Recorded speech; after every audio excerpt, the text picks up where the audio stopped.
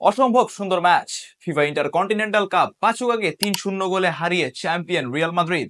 Club বিশ্বকাপের আগে আর একটি বিশ্বকাপের যাত্রা, বিশ্বকাপের মঞ্চ, যেখানে এমবাপ্পে, ভিনিসিয়াস, রদ্রিগোরা দেখিয়ে দিয়েছেন নিজেদের তকমা, নিজেদের চ্যাম্পিয়ন তকমা। রিয়াল মাদ্রিদকে এজন্যই সাপোর্টাররা বলে রয়্যাল মাদ্রিদ। রিয়াল মাদ্রিদ বনাম পাঁচুকা ম্যাচ নিয়ে আজকে আলোচনা করা হবে। আপনারা দেখছেন টিকি টাকা উইথ আশিক। আমি আছি আপনাদের সাথে, আপনাদের হোস্ট মিজানুর আশিক। প্রথমেই বলবো থিবো কর্তোয়াকে নিয়ে। Thibaut Courtois was outstanding in this match.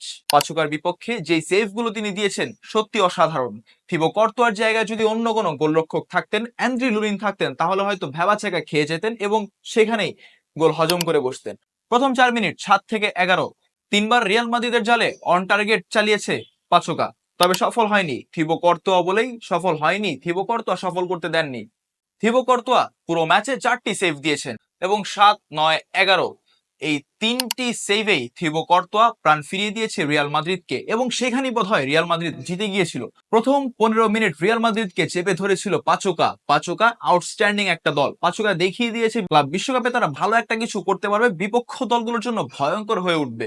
প্রথম 15 মিনিটের খেলা দেখে মনে হচ্ছিল না পাঁচুকার সাথে খেলা হচ্ছে, মনে হচ্ছিল বড় কোনো জায়ান্ট একটা দলের সাথে খেলছে রিয়াল মাদ্রিদ। তবে নামটা রিয়াল মাদ্রিদ, মাদ্রিদিস্তারা ভালোবেসে ডাকে রয়্যাল মাদ্রিদ। রয়্যাল একটা ভাবসাব, রয়্যাল একটা ব্যাপার স্যাপার আছে এই মাদ্রিদের ভেতর, এবং যে কারণে মাদ্রিদ অবশেষে 3-0 গোলের জয় নিয়ে মাঠ ছাড়ে।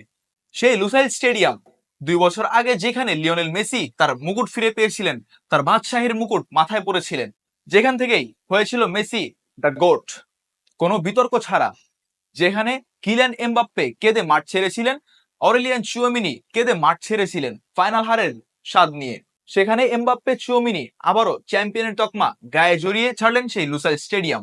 রিয়াল মাদ্রিদ বনাম পাঁচুকার ম্যাচটি হয়েছে লুসাইল স্টেডিয়ামে, যে স্টেডিয়ামে হয়েছে কাতার বিশ্বকাপ ফাইনাল।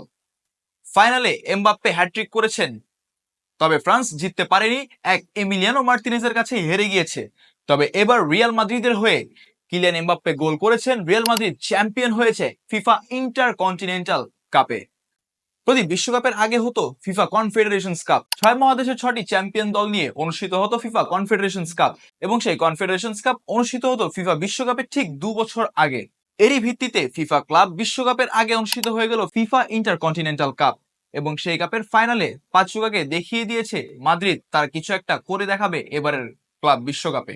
সর্বশেষ ফিফা কনফেডারেশনস কাপের চ্যাম্পিয়ন ছিল ব্রাজিল, এরপর হয়নি ফিফা কনফেডারেশনস কাপ, এরপর হয়েছে ফিনালিসিমা, যেটা 2022 সালে, এবং ক্লাব বিশ্বকাপের আগে হয়ে গেল ইন্টারকন্টিনেন্টাল কাপ। আল আহলি, আল আইন, Auckland city, Botafogo, পাচুকা, Real Madrid, এই কয়টা দল নিয়ে এবার অনুষ্ঠিত হয়েছিল ইন্টারকন্টিনেন্টাল কাপ, এবং সব দলকে তুলোধনা করে দিয়ে ফাইনাল খেলেছে পাচুকা এবং রিয়াল মাদ্রিদ। যোগ্য দল হিসেবে পাচুকা উঠেছে, যোগ্য দল হিসেবে রিয়াল মাদ্রিদ খেলেছে।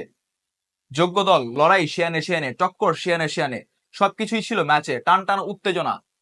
এমবাপ্পে প্রথমে গোল করলেও থেমে থাকেনি পাচুকা, অ্যাটাকের পর অ্যাটাক চালিয়ে যায়, কখনো বল লুজ, কখনো শট মিস, কখনো থিবো কর্তোয়া দেয়াল হয়ে দাঁড়ায় পাচুকার বিপক্ষে।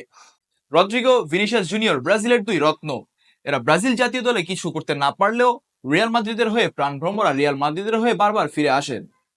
ভিনিসিয়াস জুনিয়রের কথা না বললেই নয়, 24 ঘন্টায় 4টা পুরস্কার ভিনিসিয়াসের হাতে। 18 তারিখ রাত শুরু হয়েছিল ফিফা দি বেস্ট দিয়ে, এবং 19 তারিখ শেষ হয়েছে golden ball, golden boot, man of the match, champion trophy দিয়ে। ভিনিসিয়াস জুনিয়র বলে হয়তো সম্ভব, আসলে এই পরিশ্রম সৌভাগ্যের প্রসূতি। ভিনিসিয়াস জুনিয়র পরিশ্রম করেছেন, বিধাতা তাকে 2 হাত ঠেলে দিয়েছেন। ভিনিসিয়াসরা এভাবেই ফিরে আসে। ব্যালন ডিওর না পাওয়ায় আক্ষেপ, ব্যালন ডিওর না পাওয়ায় অনেক কথা, অনেক সমালোচনা, অনেক আলোচনা, তবে সব আলোচনা সমালোচনাকে পেছনে ফেলে কোনো কিছুর তোয়াক্কা না করে Vinicius junior FIFA the best হয়ে দেখিয়ে দিলেন কেন তিনি ফিফা দি বেস্ট পেয়েছেন। আসলে ফিফা দি বেস্ট না, ব্যালন ডিওরেরও যোগ্য দাবিদার ছিল সম্ভবত ভিনিসিয়াস জুনিয়র। কিলিয়ান এমবাপ্পে, যার কথা না বললেই নয়, রিয়াল মাদ্রিদের হয়ে কাপ জিতলো, লুসাইল স্টেডিয়ামে মুকুট পড়লো চ্যাম্পিয়নের, বাদশাহী তকমা আবারও কিলিয়ান এমবাপ্পের মাথায়। ফিফা ইন্টার কন্টিনেন্টাল কাপ শেষ, এখন রিয়াল মাদ্রিদ প্রস্তুতি নিবে স্প্যানিশ লা লিগার। আগামী 22 ডিসেম্বর সান্তিয়াগো বার্নাবিউতে রিয়াল মাদ্রিদ মুখোমুখি হবে সেভিয়ার। স্প্যানিশ লা লিগা এখন পর্যন্ত বার্সেলোনার চেয়ে 1 পয়েন্ট কম নিয়ে পয়েন্ট টেবিলের 3 নম্বরে আছে মাদ্রিদিস্তারা। কি হবে সেই ম্যাচে, কি হবে সেই রেজাল্ট, কেমন হবে পয়েন্ট টেবিল, কে জিতবে শেষ পর্যন্ত লা লিগা, ইভেন কি বা হবে রিয়াল মাদ্রিদের ক্লাব বিশ্বকাপ, কমেন্ট বক্সে আপনাদের মতামত আশা করছি। ধন্যবাদ সবাইকে।